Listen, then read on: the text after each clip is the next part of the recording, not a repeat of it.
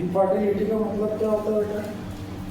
ऐसे दाम्पत्य जो संतान की उत्पत्ति नहीं कर पाते, मतलब या तो यहाँ पर माता के जननांग में कोई विकृति होगी या तो जो नर है उसके जननांग में कोई विकृति होगी, है ना। अब जैसे ये सब टॉपिक आपके सिलेबस में डालने के पीछे तात्पर्य क्या है?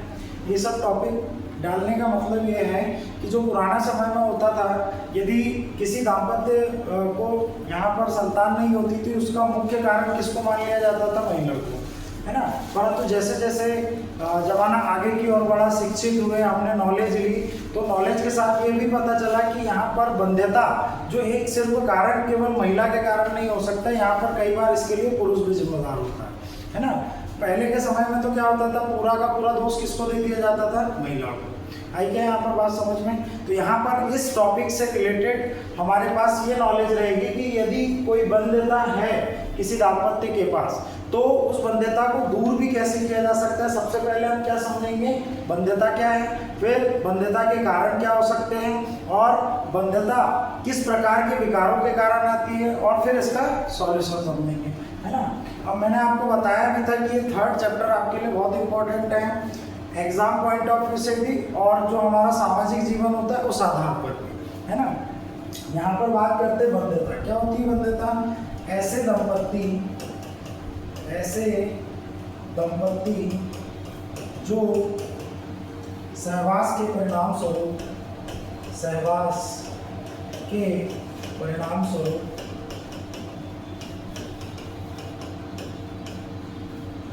संतति को जन्म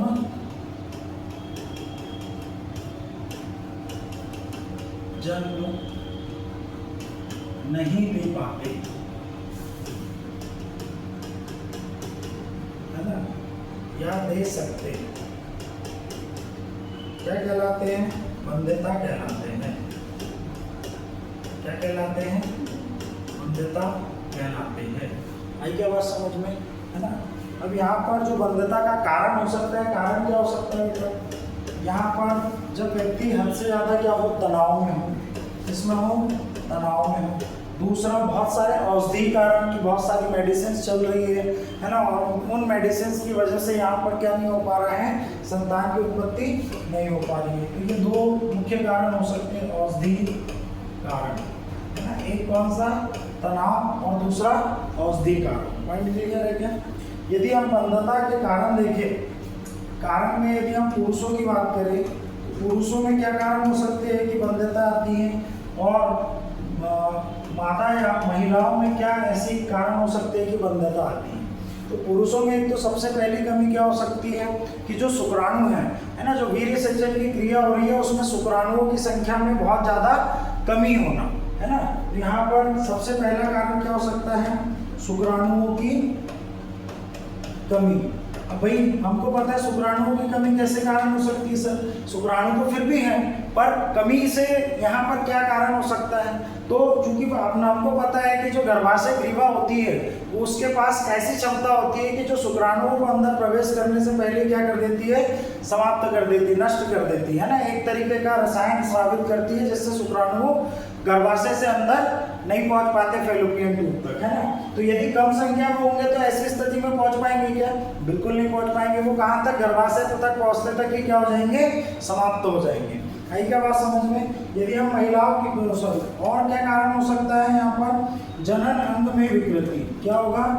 जनन अंग में विकृति। क्या होगा बेटा? जनन अंग में विकृति होने के कारण भी यहाँ पर क्या हो सकता है? बंध्यता हो सकती है। यदि महिलाओं की बात करें तो महिलाओं में आपको पता है कि ज़्यादातर रेस्पॉन्सिबल कौन होती है? महिलाएं। क्यों? क्योंकि जो निषेचन की क्रिया होती है वो कहाँ पर होती है? जो फैलोपियन ट्यूब होता है वहाँ पर होती है, और ये किसका जननांग है? मादा का जननांग है।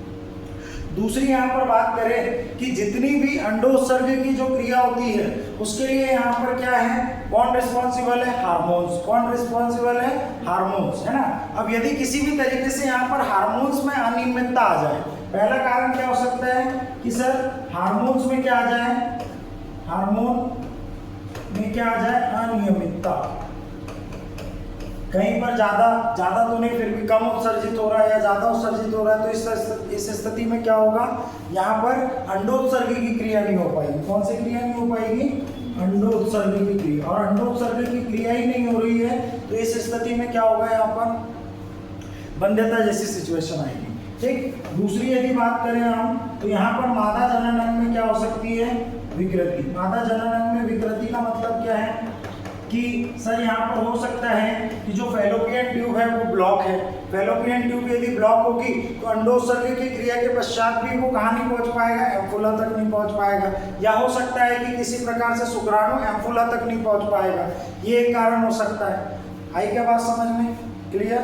तो अब यहाँ पर हम इसका सॉल्यूशन देखेंगे, इसका समाधान क्या है सर? यहाँ पर एक टेक्नोलॉजी विकसित हुई है, सहायक जनन प्रौद्योगिकी। कौन सी टेक्नोलॉजी है? सहायक जनन प्रौद्योगिकी। कौन सी टेक्नोलॉजी है? सहायक जनन प्रौद्योगिकी, जिसको क्या कहते हैं? ART। क्या कहते हैं? ART, असिस्टेड रिप्रोडक्टिव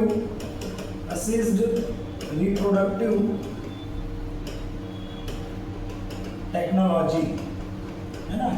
इस टेक्नोलॉजी की सहायता से बोले तो ये एक चमत्कार या वरदान बोल सकते हो, जिससे कई ऐसे दाम्पत्य है जो वंध्यता के शिकार है, दंपत्ति जो वंध्यता के शिकार है और उन्हें संतान सुख यहाँ पर किसकी वजह से मिल पा रहा है? इस टेक्नोलॉजी की वजह से। अब इसमें देखते हैं कि कौन कौन सी हमारे पास टेक्नोलॉजी है। सबसे पहले तो हमको इनका क्या याद होना चाहिए? फुल फॉर्म, जनन सहायक प्रौद्योगिकी, जनन सहायक प्रौद्योगिकी। क्या बोलते हैं इसको? ART, है ना, आर्ट। इस प्रौद्योगिकी में सबसे पहली कौन सी है? IVF। कौन सी है? IVF, है ना। अब इसको नाम से याद रखना, IVF ET, है ना। ZIFT, कौन सी हो गई? ZIFT। और 4th नंबर पर कौन सी हो गई आपकी? IUT, है ना। 5th नंबर पर कौन सी हो गई आपकी? GIFT। क्या हो गई? गिफ्ट। और 6 नंबर पर क्या हो गई आपकी? AI, है ना। 7 नंबर पर कौन सी हो गई आपकी? ICSI। और 8 नंबर पर कौन सी हो गई आपकी? IUI। क्लियर? IVF का मतलब क्या होता है? In vitro fertilisation. क्या होता है बेटा? इन विट्रो फर्टिलाइजेशन, अर्थात ऐसी मादा जिसके बोला जाए तो जिसके डिंबवाहिनी या अंडवाहिनी या फैलोपियन ट्यूब में कौन सी क्रिया नहीं हो रही बेटा? निषेचन की क्रिया नहीं हो पा रही। कौन सी क्रिया नहीं हो पा रही? निषेचन की क्रिया। तो निषेचन की क्रिया कराने के लिए यहाँ पर हम एक परखनली लेते हैं। कौन सी क्या लेते हैं? परखनली। और ये परखनली कैसी होती है? मानव जैसी परिस्थितियां क्रिएट करते हैं। कैसी? मानव समान परिस्थितियां इसमें क्रिएट करते हैं। और इस परिस्थितियों के साथ यहाँ पर इस परिखनली में शुक्राणु और क्या अंडाणु, इनका हम यहाँ पर क्या कराते हैं? निषेचन। और कहाँ से? शरीर से बाहर। कहाँ से? शरीर से बाहर। किसमें करा रहे हैं? परखनली में। मानव या शरीर जैसी परिस्थितियां होनी चाहिए। कैसी परिस्थितियां होनी चाहिए? शरीर जैसी परिस्थितियां आर्टिफिशियल तौर पर डेवलप करके हम निषेचन की क्रिया जब बाहर कराते हैं, ऐसे स्थिति को क्या बोला जाता है? ऐसी टेक्नोलॉजी को क्या बोला जाता है? IVF, जिसे हम क्या कहते हैं? In vitro fertilisation. क्या कहते हैं? In vitro fertilisation. दूसरा है हमारे पास ET का फुल फॉर्म क्या है? Embryo transfer. क्या है? Embryo transfer. क्या बेटा? Embryo transfer. तीसरी हमारे पास कौन सी है? ZIFT। कौन सी है? ZIFT, zygote intrafallopian transfer. Zygote intrafallopian transfer, है ना। IUT बोले तो क्या हो गई? Intra uterine transfer. Intra uterine transfer. देखो यहाँ पर ये जो चारों है, ये चारों किसके लिए यूज होती है? सॉरी, पांचों किसके लिए यूज होती है? एक और बता देता हूँ। Gamete intra fallopian transfer, gamete intra fallopian transfer. अब देखो इनके नाम में ही सब कुछ छुपा हुआ है ना।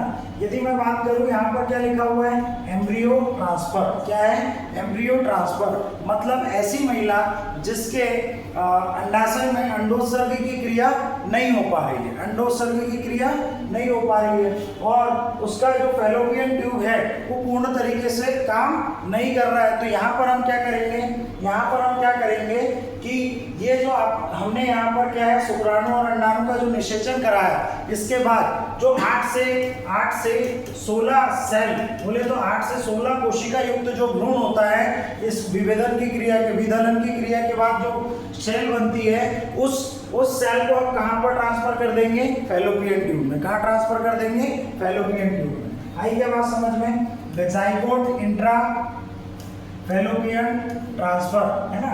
अब इसको भी हम कहाँ पर ट्रांसफर कर देंगे, फैलोपियन ट्यूब में। कहाँ ट्रांसफर कर देंगे, फैलोपियन ट्यूब में, है ना। कहाँ ट्रांसफर कर देंगे, फैलोपियन ट्यूब में। इसको हम कहाँ ट्रांसफर करेंगे, फैलोपियन ट्यूब में, और इसको हम कहाँ करेंगे, गर्भाशय में। कहाँ करेंगे बेटा, गर्भाशय में। यदि यहाँ पर फैलोपियन ट्यूब भी यहाँ पर पूर्णतः विकृति युक्त नहीं रही, अच्छी सही से काम करने वाली रही, तो हम यहाँ पर जाइगोट को कहाँ ट्रांसफर कर देंगे, जाइगोट मतलब एम्ब्रियो को कहाँ ट्रांसफर कर देंगे, गर्भाशय में। ये दोनों ही स्थितियों में कैसी होगी, 8 से 16 सेल युक्त होगी, है ना। इससे जब ज्यादा हो जाएगी तो एम्ब्रियो, और आपका यहाँ पर 8 से 16 जो विदलन की क्रिया हो रही है, उस स्थिति में जो जाइगोट होता है उसको कहाँ पर ट्रांसफर करेंगे, फैलोपियन ट्यूब में। फिर आईयूटी, आईयूटी क्या होता है बेटा,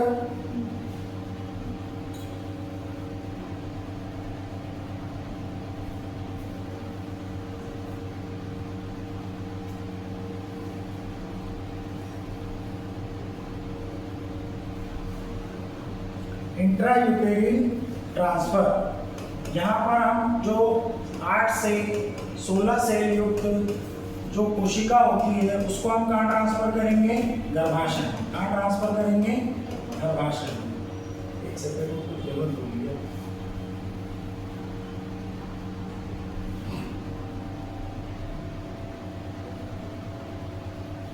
और जो गिफ्ट होता है इसमें आपके नाम के सामने क्या लिखा हुआ है, गैमेट। गैमेट क्या होता है, गैमेट क्या होता है, गैमेट बोले तो मादा युग्मक, है ना। यहाँ पर इसकी बात कर रहे हैं, मादा युग्मक की। अब जो ऐसी महिला जिसके पास अंडोत्सर्ग की क्रिया नहीं हो रही है, कौन सी क्रिया नहीं हो रही है, अंडोत्सर्ग की क्रिया नहीं हो रही है, तो हम किसी और महिला से क्या ले लेंगे, गैमेट बोले तो अंडाणु, और कहाँ पर इम्प्लांट करा देंगे, उसके फैलोपियन ट्यूब में। यदि उसकी फैलोपियन ट्यूब सही से काम कर रही होगी तो। पॉइंट क्लियर हुआ क्या। और यहाँ पर शुक्राणु आकर निषेचन की क्रिया करेगा और यहाँ पर भ्रूण का निर्माण हो जाएगा, और जो दंपत्ति है वो कैसे हो जाएगी, बंध्यता से फ्री हो जाएगी। क्लियर। एआई का मतलब क्या होता है, ये जो 3 है, ये 4 आपकी किस में यूज होती है, फीमेल में, और ये 3 किस में यूज होती है, मेल में, है ना। यहाँ पर तीनों का जो मेन रीजन है वो क्या है, वीर्य सेचन की क्रिया नहीं होना, या जो वीर्य सेचन की क्रिया होती है, वीर्य सेचन की क्रिया में शुक्राणुओं की कमी होना। 2 कारण हो सकते हैं, वीर्य सेचन की में शुक्राणुओं की कमी या वीर्य सेचन की क्रिया ही ना होना। आई क्या बात समझ में, ठीक। यहाँ पर हम बात करें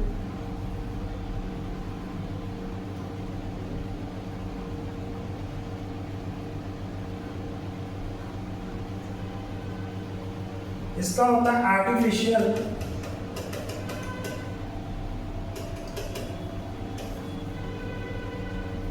इंसेमिनेशन। क्या होता है, आर्टिफिशियल इंसेमिनेशन, है ना। आर्टिफिशियल इंसेमिनेशन का मतलब क्या होता है बेटा, कि यहाँ पर हम कृत्रिम तौर पर क्या करेंगे, जो भी पति है दाम्पत्य में, उसके शुक्राणुओं को लेकर यहाँ पर कहाँ, गर्भाशय में क्या कर देंगे, इम्प्लांट कर देंगे, है ना। ठीक। यदि हम बात करें ICSI की, तो इसका फुल फॉर्म क्या होता है, इंट्रा साइटोप्लाज्मिक स्पर्म इंसेमिनेशन। क्या होता है, इंट्रा साइटोप्लाज्मिक स्पर्म इंसेमिनेशन, है ना। और लास्ट क्या है आपका, इंट्रा यूटेरिन इंसेमिनेशन।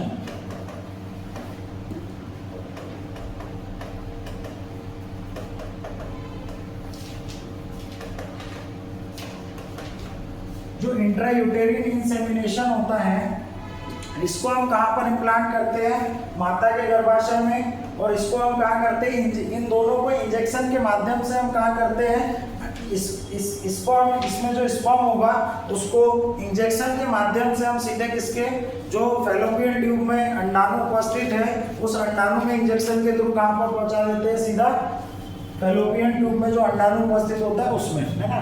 और जो इंट्रायूटेरिन इंसेमिनेशन होता है यहाँ पर हम इसमें इंजेक्शन के थ्रू माता के गर्भाशय में क्या करते हैं, शुक्राणुओं को इंजेक्ट कर देते हैं। क्लियर। तो यहाँ पर ये पूरी की पूरी आपकी कितनी विधियां हैं, 8, है ना। एग्जाम में आपको आटो लिखने के लिए आ सकती है, इनके फुल फॉर्म लिखने के लिए आ सकते हैं, या इनमें किस तरीके का समाधान दिया गया वो लिखने के लिए आ सकता है ना। तो यहाँ पर ये चैप्टर होता है खत्म, है ना। और सबसे इम्पोर्टेंट चैप्टर है जो छोटा भी है और इसमें नंबर ऑफ क्वेश्चन और नंबर ऑफ मार्क्स ज्यादा आता है। क्लियर।